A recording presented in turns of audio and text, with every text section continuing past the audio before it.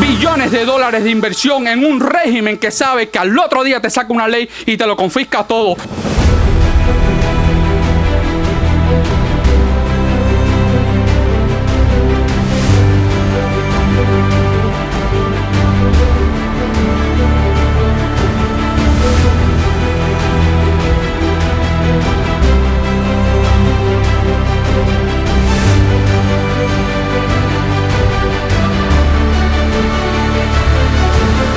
Hoy somos la primera ciudad en cines destruidos per cápita en el mundo.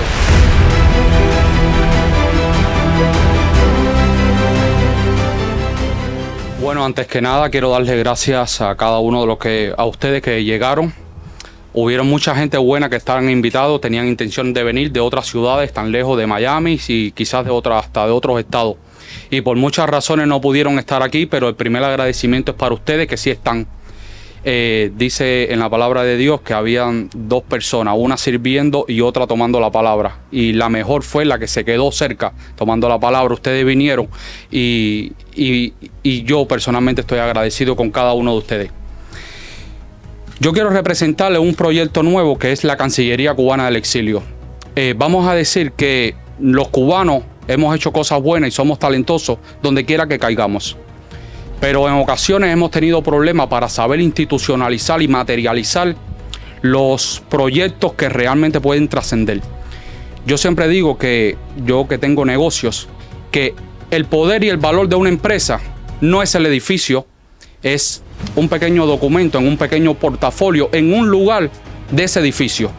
Cuando ese portafolio, ese papel sale de ese edificio, esa empresa pierde todo su valor, porque el edificio sí tiene un valor, y vamos a suponer que hablemos de millones de dólares, pero ese edificio no vale absolutamente nada con los contratos que tiene una empresa.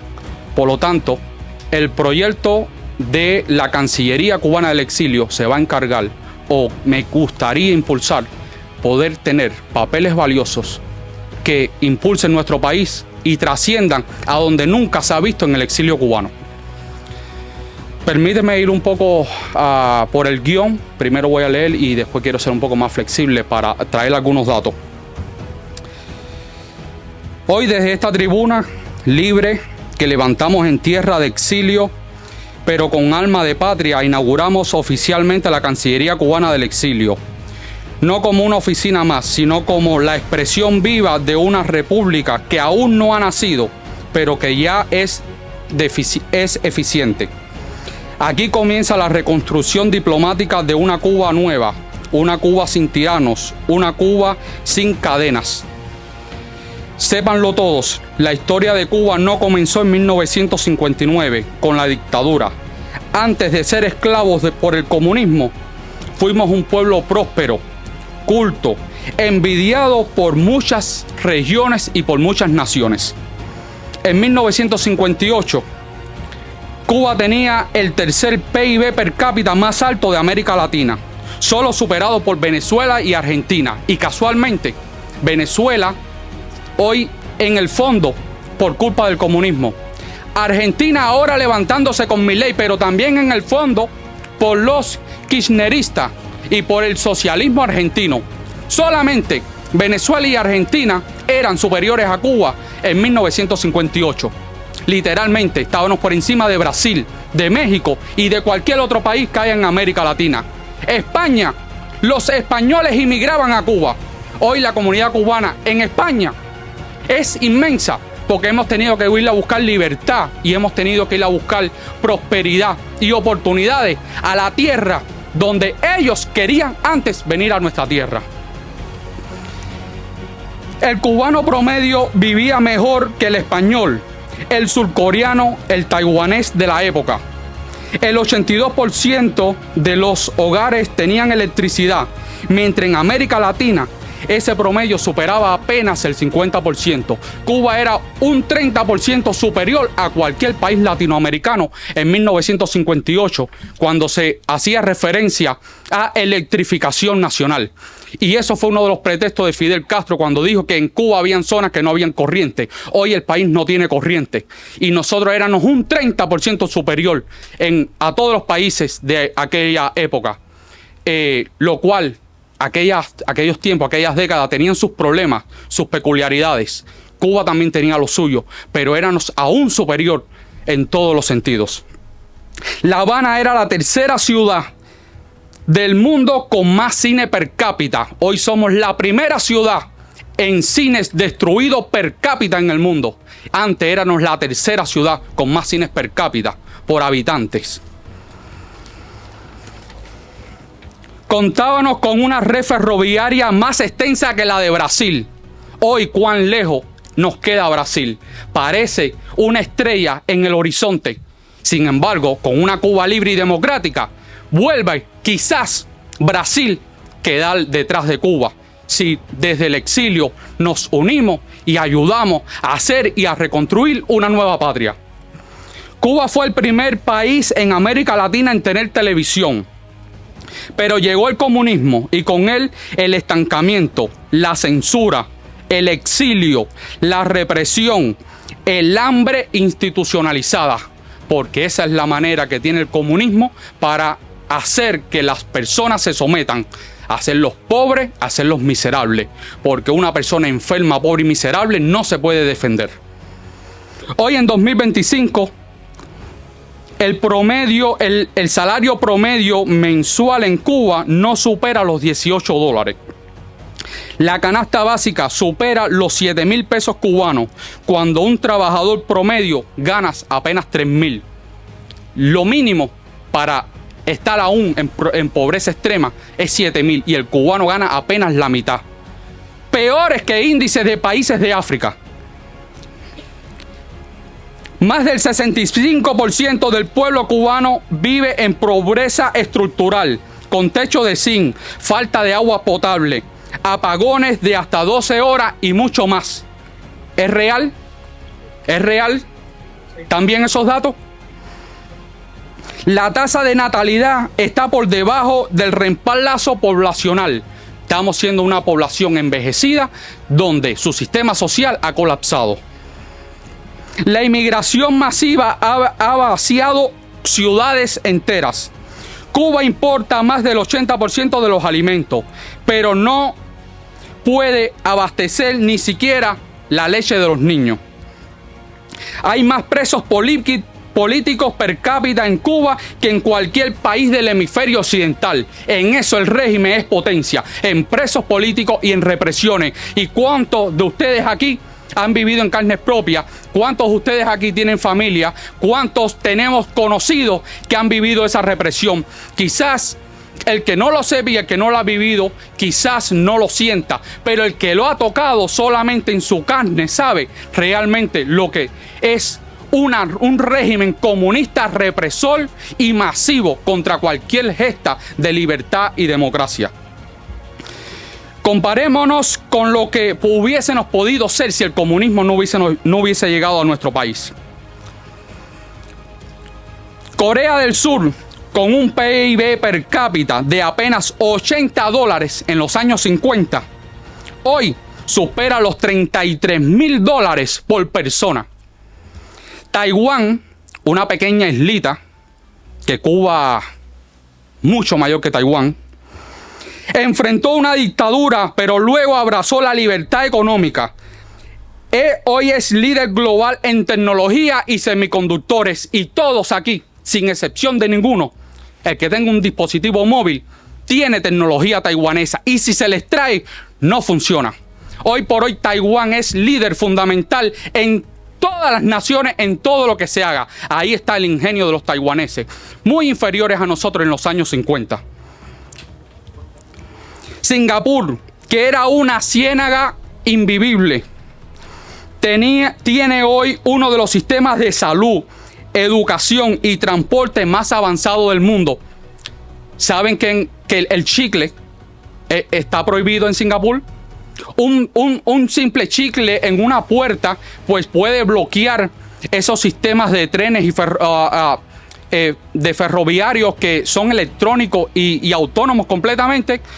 Tienen una tecnología increíble, edificios rascacielos, tecnología, educación, salud, alimentación, increíble. Todos ellos soñaban un día ser como Cuba. Todos ellos partieron desde condiciones más precarias que Cuba en los años 50. La única diferencia fue el modelo político. Ellos eligieron la libertad.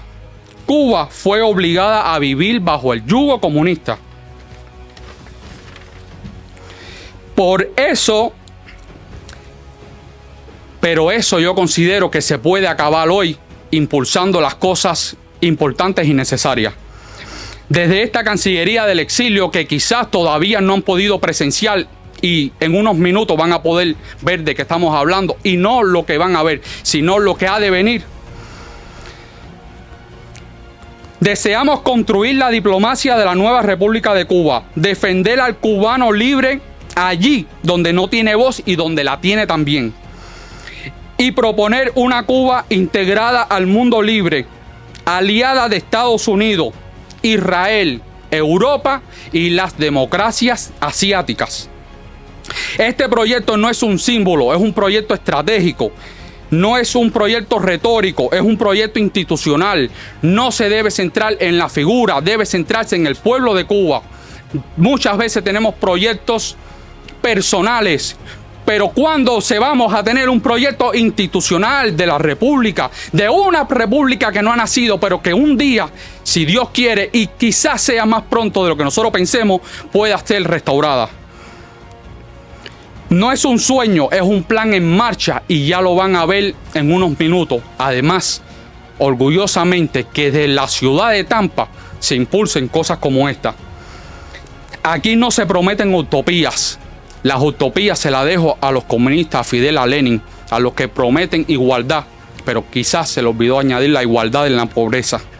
Aquí se diseña una ruta hacia la libertad, inteligente, estratégica, consciente, real, posible, legal, diplomática, firmada, regulada y como es debido, como lo debe hacer un gobierno de Cuba. Y sobre todo, aquí afirmamos con absoluta convicción que nunca más un cubano debe ser motivo de vergüenza en el mundo. Nunca más debemos encontrarnos con la necesidad de mentir y migrar. Nunca más debiéramos sentir vergüenza de ser cubanos, cuando los cubanos en el mundo entero no hemos sido personas capaces de forjar ciudades.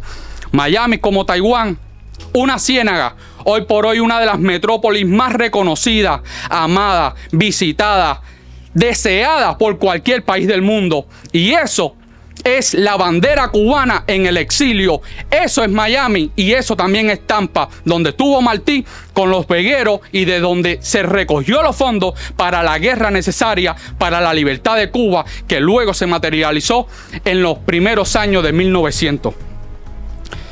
Hace poco, y así termino, para no extenderme mucho, vi en cadena nacional cubana, en los 5 canales que tienen, al presidente del régimen, porque no es de la República, el presidente del régimen, Díaz-Canel, que soltaba a todos y dijo que los cubanos teníamos que aprender a pensar como pobres, como un país pequeño, como un país bloqueado.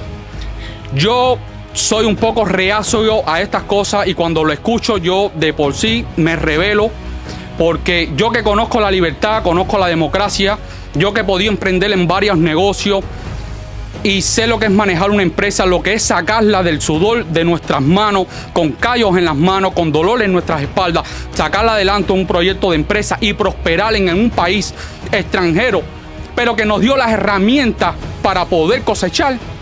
Yo le digo a Díaz-Canel, presidente del régimen, que esa mentalidad se la dejamos a él.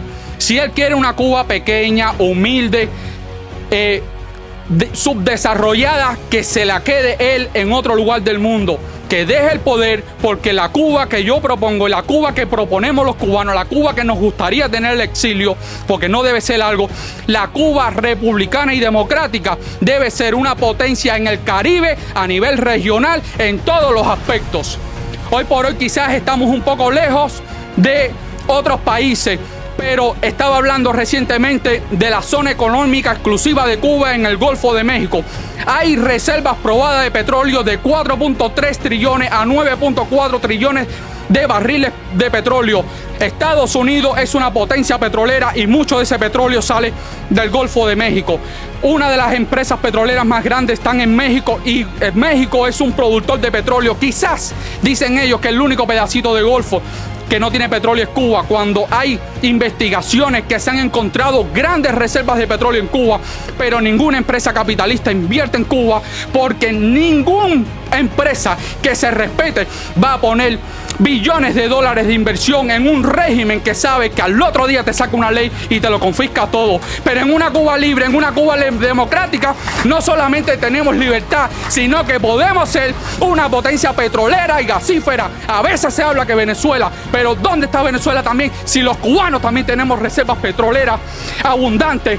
Hace poco se sacó de la bahía de Matanza petróleo de alta calidad, porque dicen que algunas zonas de Cuba tienen petróleo, pero es petróleo pesado, no es bueno, no es de buena calidad, se sacan derivados, pero el petróleo de buena calidad, Cuba tiene reservas abundantes para hacer de Cuba una potencia. Y eso es lo que nos gustaría proponer, llevar y inspirado también en la idea que estaba llevando a cabo Jorge Mascanosa, alguien que admiro y llevo en el corazón profundamente, porque la visión de país que queremos, eso no tiene igual, y ningún comunista en ningún lugar del mundo va a poder entender la verdadera potencia del pueblo cubano y de nuestra isla cuando Cuba sea libre. Gracias por todo.